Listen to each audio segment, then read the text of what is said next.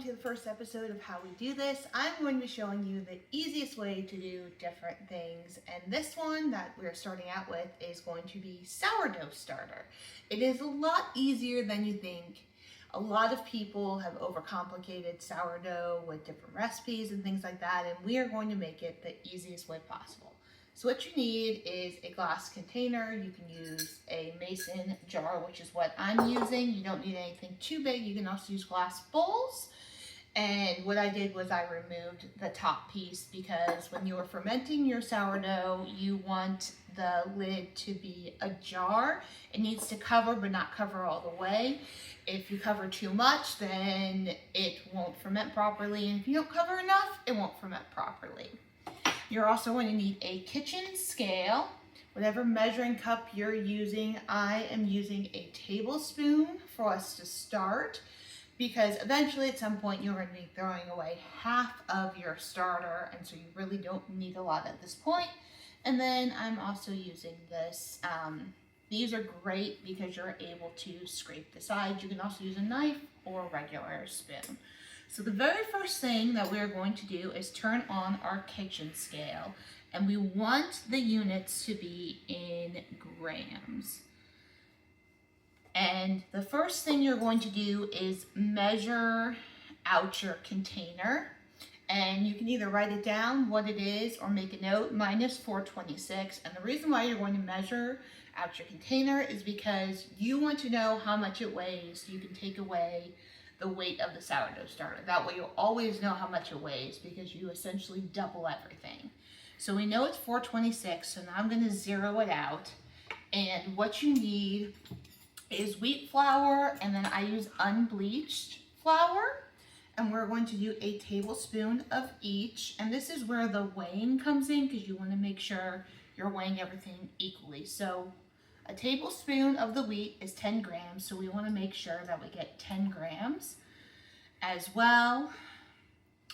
And so right now I'm at 7, so I'm just going to add a little bit more to get it to the 10. It's saying 18, so let's go again. 19. And now we're at 20. So why didn't I just do a scoop and a scoop? Because weight isn't always equal. A scoop of this may not be the same size as a scoop of that. That's why you do the measuring. So the next thing I'm going to do is purified water. So I'm doing a full scoop, and we're going to see what it measures out to be. That's at 8 grams, so I'm just going to add a little bit more to it. So you just want to add a little bit and then step back. Now, I may end up using more of the water. We shall see after I mix this. But you're essentially doing a 1-1-1 feed, so everything is equal in this first one. And as I'm mixing it, it's kind of becoming a paste, and we don't really want it to be a paste, so I'm going to add in a little bit extra water. And we're just going to mix. And add just a little bit more water. Alright, it's becoming a little bit more manageable. Okay, put that in. I'm still going to do more water. So maybe double the water for the first time. But I'll show you the consistency that you want it to be. You want it to be less of a paste. Not quite soupy, but kind of somewhere in between. So right now we're up to 3.5 tablespoons. All right, so now you're seeing how it looks. It's more liquidy, and that's how we want it. Okay, we're gonna set that off to the side. So this is a hack that I have found. I have this little cloth to cover. You can also use a tea towel, or if you have a paper towel and you're just going to want to cover the top, cover the whole entire thing. This will prevent any kind of bugs from getting in, because the fermenting process will sometimes attract gnats, and that's not what we want. So then we're just going to set this on top. As you see, It's kind of coming up on this side, and then there's a little gap there.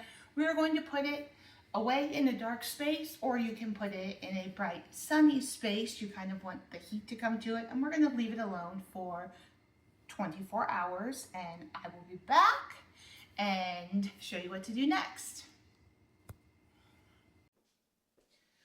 Welcome back to day 2. We're going to be feeding our sourdough starter. It's been approximately 24 hours since we put this together. If you look, it really just kind of looks like cream of wheat at this moment. We're going to put it on the scale. The weight was 427 and my current total weight is 496. So we're going to, the 427 is the glass, so we're going to deduct that. That's 69.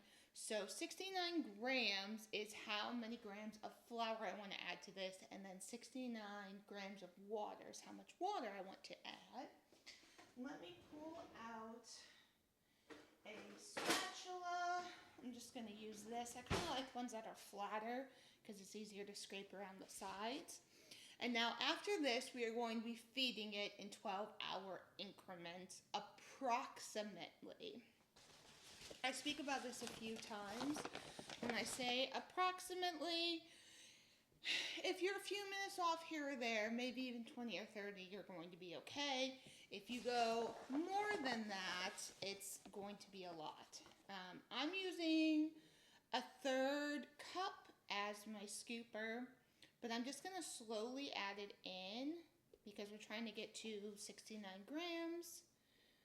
It's easier to do everything by weight versus, cups or a measuring vessel, because measuring vessels aren't as precise. Okay, 39, come on now, 2.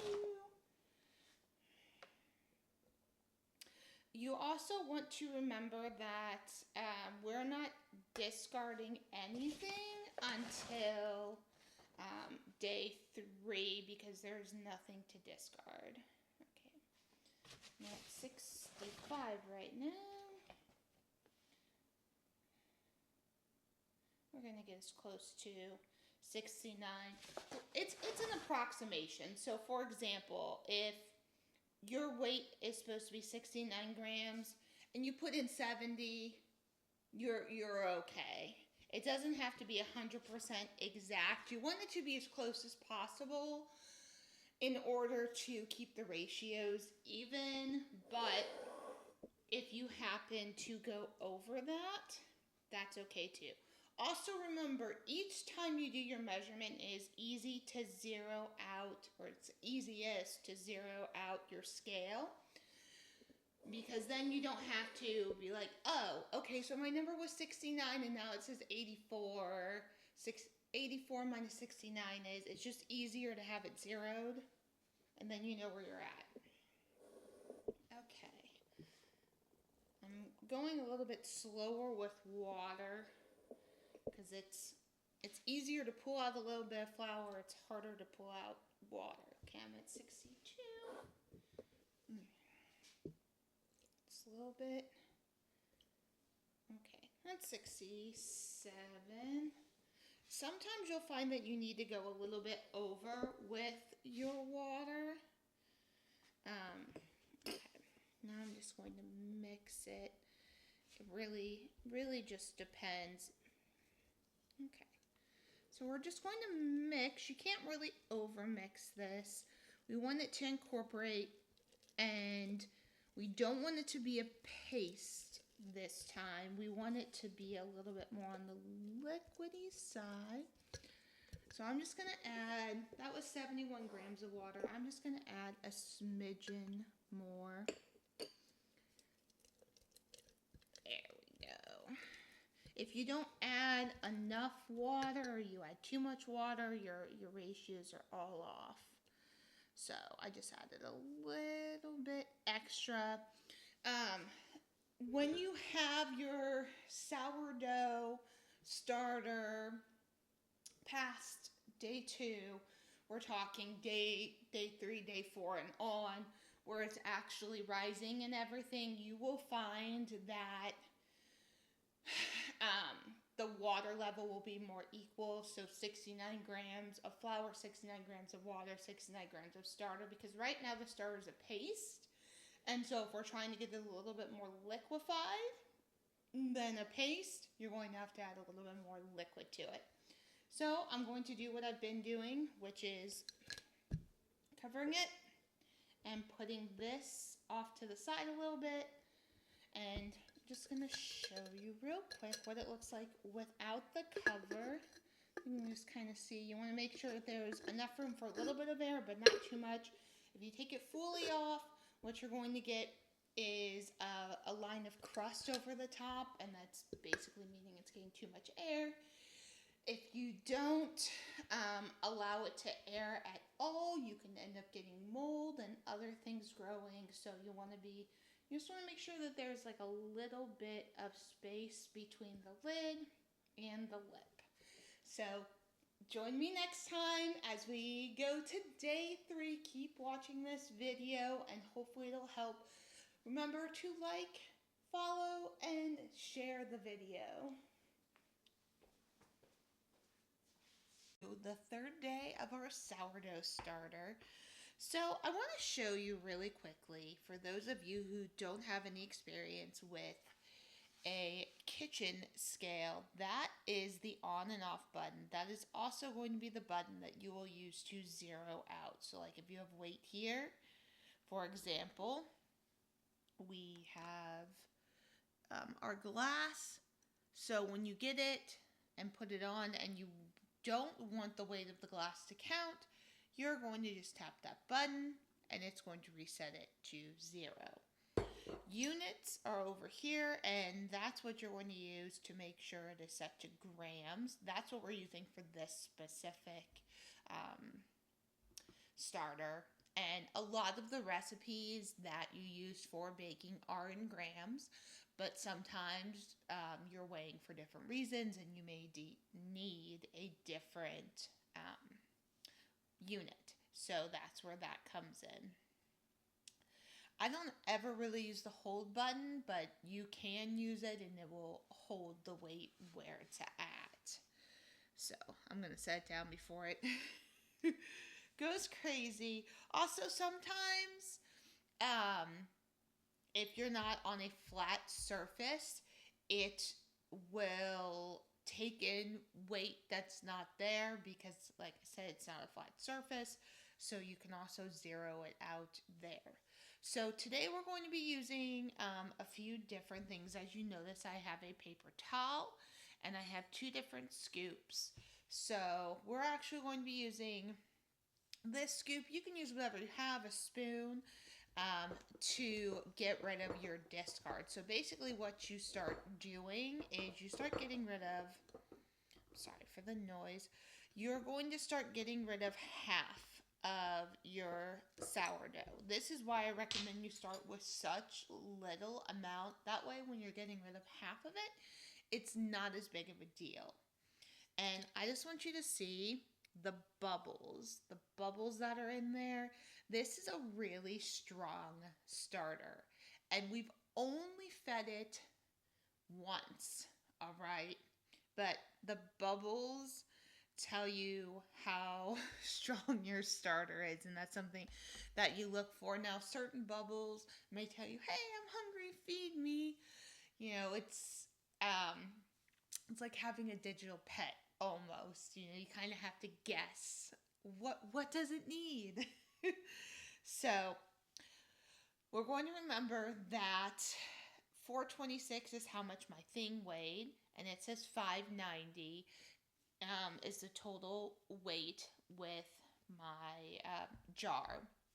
Now, for those of you who aren't always the best at math in your head, you can use a calculator, you can write it down, or you can guesstimate. It's better to try and get it as close as possible. That's why we measure this. That way you're not like, oh, it's at that line. Let me take half of it. I'm not really sure, you know, what I should be doing. So 426 minus 590 is going to be 166.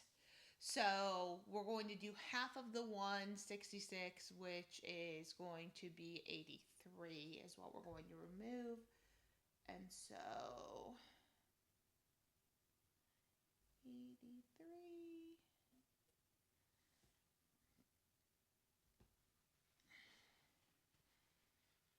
Okay, so next we're going to add in our flour. We're doubling the recipe, so we're going to do 83 grams of flour and 83 grams of water.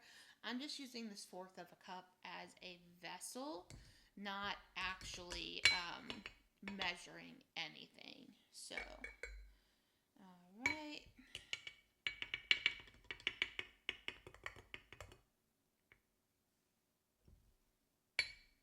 Okay. Put in a little bit too much. Know that if you go a little bit over or a little bit under, it's okay. You're trying to get as close as possible, and sometimes the scale will jump a little bit. Okay, so we're at 83. We're done with that. Now I'm going to add in my purified water. Like I said, where I'm at, we have a lot of really hard water. I'm going to zero out the scale. That way you don't have to do a whole lot of counting and like figuring stuff out. Okay, okay, I'm at 76.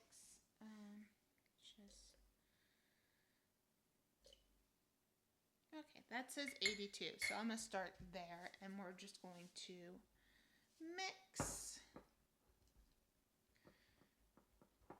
And like I said, I like these spatulas because you can get the sides down pretty easily, and it just keeps your jar or bowl, whatever you're using, cleaner. I'm going to push this more front and center so you can see what I'm doing. I'm just mixing it, incorporating, and I am going to add just a skosh more water just because it's feeling a little bit on the dry side.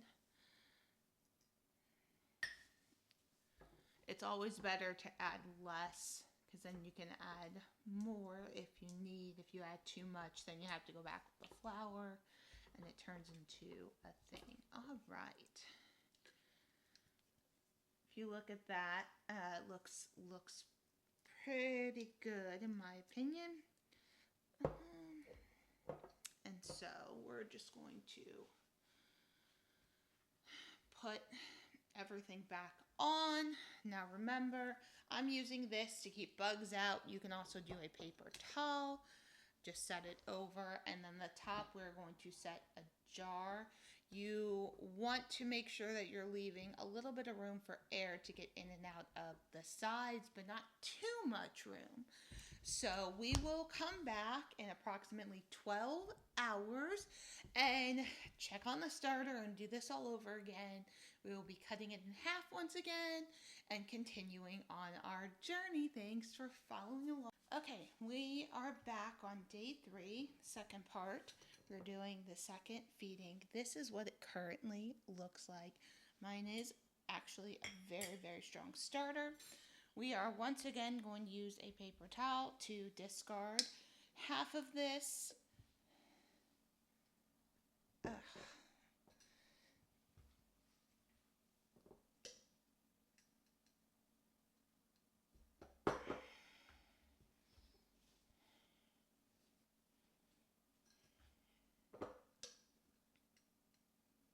All right. I'm just kind of going off of looks at the moment, which is okay. Okay.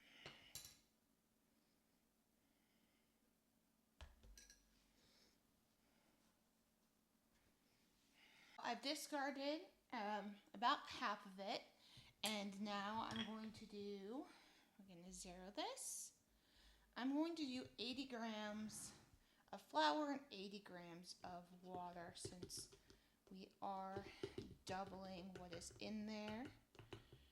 And I Actually, I'm going to do, let's do 60. Because now that I think about it, we had about 120 grams in there. And so I'm going to do, we're basically doubling that to get to 240 total. So do 60. And again, I am only using this as a vessel. I'm not using this for exact measurements.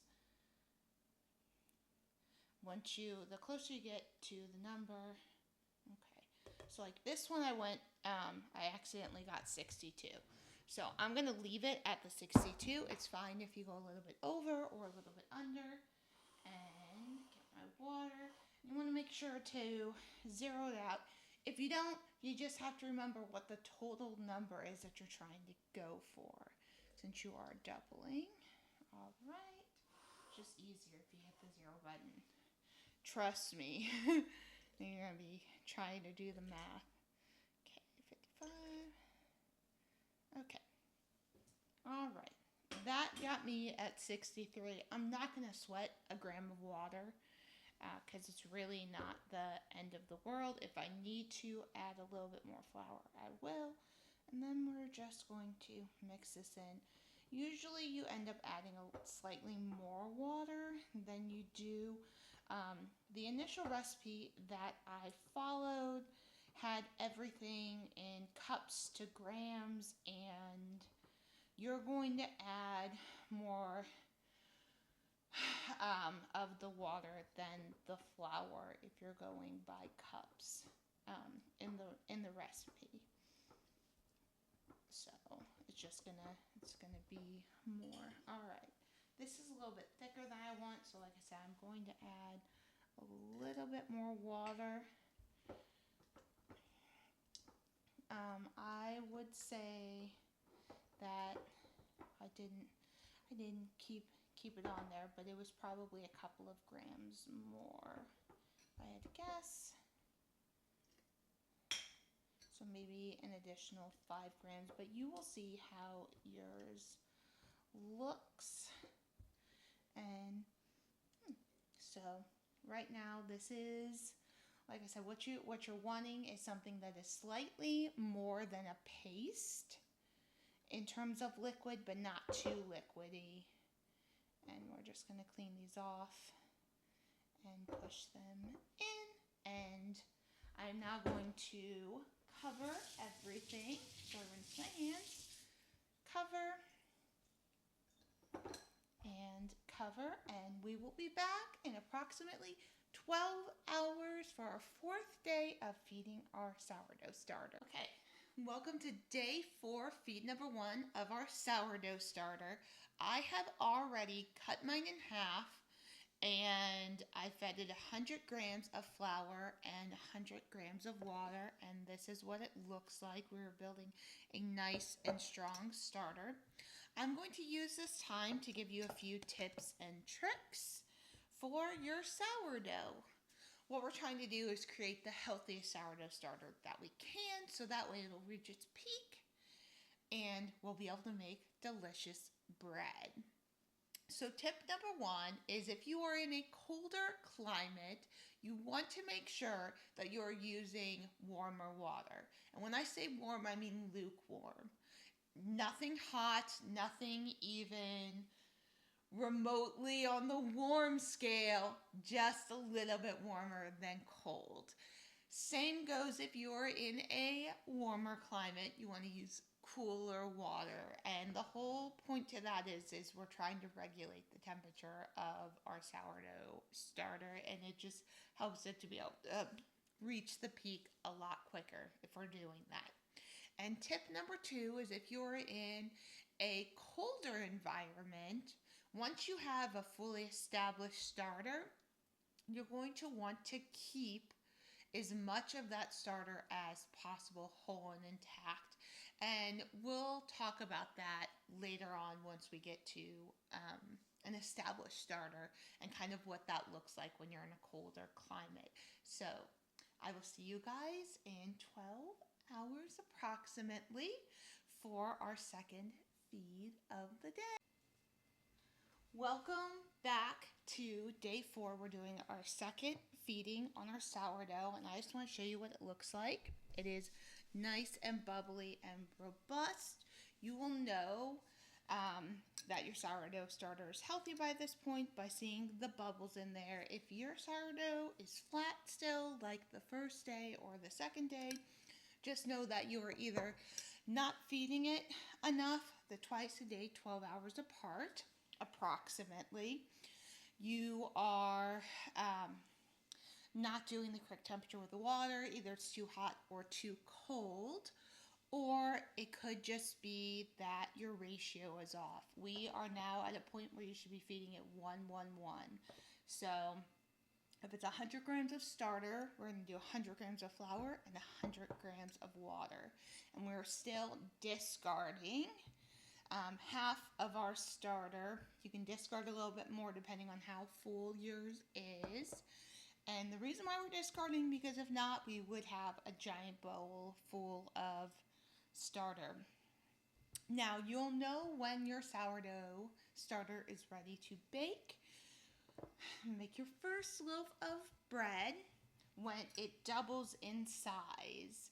And a lot of people do like a marker or something to indicate where it's at. You can just kind of eyeball it, like you'll know, hey, I fed it. And for example, if it was down here where my finger is, and now, oh, look, yeah, it's doubled in size. That's when you know that you're ready to go. That usually takes a week to 2 weeks, depending. And it will take even longer if you're only feeding it once a day. And I know that this seems like it is a lot feeding it twice a day, but you will not have to do it forever. Once you get your established sourdough starter, you can do once a day feedings and even once a week, depending on what you're going to be making with it. So keep following along. This is morning 5 of our brand new sourdough starter. This one is a little bit more loose than what I would like, but again, I'm going to cut it in half and feed it. Again, you want to make sure that you're doing whatever amount of grams you have in your jar or bowl, you're going to double that. So if it's 100 of flour, and 100 of water. I will see you guys back here in approximately 24 hours. Since we are on day 5, I am going to start marking my jar after I do this feed. So that way we can see what it looks like 12 hours later, and that way you guys can see what it's going to look like when it reaches its peak, and that will just get us that much closer to being able to make our first loaf. Okay, welcome back to day 5. As you see, I put this mark here. My sourdough starter was below that mark. It has more than doubled, meaning that this sourdough starter is ready to make a loaf of bread. I am actually going to wait and not make a loaf with it because I want to allow it to peak a few times before I'm ready to make a loaf with it. I just feel like that doing 4 days of double feeding may not be enough in my experience, but this is a very strong and very good starter. So if yours gets to this point and you want to try and make a loaf, or you want to keep feeding it, that's great. Make sure that you are following along, and I'm going to show you a very easy recipe for making sourdough. Welcome back. We are on day 6 of our sourdough discard, and I had a sourdough discard that had peaked last night, and I thought for sure that it was going to end up peaking again because it started to after I fed it, but it still stayed below the line. And for this line, I just use a dry erase marker, and it just comes right, almost right off. The little trick is if I just rub the dry erase marker on there, it'll come right off if I wipe it. So I'm going to continue to feed with the 1-to-1-to-1 ratio, whatever the weight in grams of my sourdough starter is going to be the same weight in grams of water and flour. And I'm actually going to use this discard, since it did peak, to make sourdough blueberry waffles. So please follow along so you can get that recipe. And let me know how your sourdough starter is doing in the comments. After you've watched the whole video and you've made your own sourdough starter, please keep me updated, and any questions, I would love to answer them. The whole purpose of this video and the next few videos I'm going to be doing is to make sourdough not seem as intimidating and to not be as complicated. So again, we're going to still do the ratio. So I will see you guys in approximately 12 hours for another feeding, and we'll see if the sourdough starter peaks again. Okay, welcome back. This is the second feeding of night 6, and as you can see, it did not peak. I think the reason why it peaked the other day was because I've been doing a lot of baking, and as I said, temperature can affect it. So what I'm going to do is what I've been doing, getting rid of part of the sourdough, and then I'm going to feed it the 1:1:1 ratio, and I will keep checking in until it peaks. For real this time. Welcome back to day 7, part 2. My sourdough starter has finally peaked. It has more than doubled. It has tripled, and that's what it looks like. And I just want to thank you guys for coming along on this journey. If you have not already, hit the like button and the subscribe button. Please make sure that you do, so you do not miss out on how to turn this beautiful peaked sourdough starter into your very first artisanal loaf.